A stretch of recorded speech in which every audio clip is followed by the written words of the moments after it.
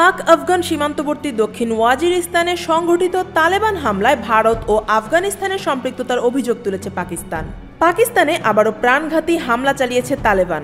সীমান্তবর্তী দক্ষিণ ওয়াজিরিস্তানে সেনাবাহিনীর গাড়িবহর লক্ষ্য করে চালানো এই হামলায় নিহত হয়েছেন অন্তত 12 জন সেনা সদস্য।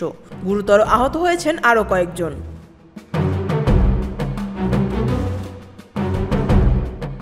শনিবার ভোর রাতে আফগানিস্তানের সীমান্ত ঘেঁষা বাদার নামের দুর্গম এলাকায় সেনাদের গাড়িবহর প্রবেশ করতেই শুরু হয় আকস্মিক গোলাগুলি।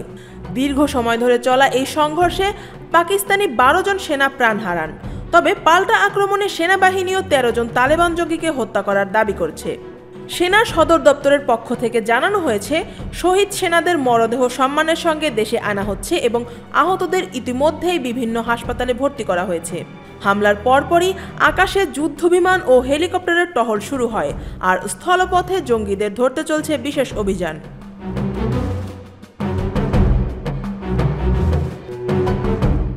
এই হামলার দায় স্বীকার করে নিয়েছে নিষিদ্ধ ঘোষিত জঙ্গি সংগঠন পাকিস্তানি তালেবান। তাদের দাবি, এই হামলায় তারা সেনাদের কাছ থেকে অস্ত্র ও একটি ড্রোন ছিনিয়ে নিয়েছে। পাকিস্তান বলছে, এই সংগঠনের ঘাঁটি আসলে আফগানিস্তানের ভেতরে, যেখানে তারা আশ্রয় পাচ্ছে।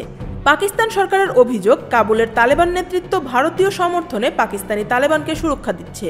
তবে ভারত ও আফগানিস্তান এই অভিযোগ অস্বীকার করেছে।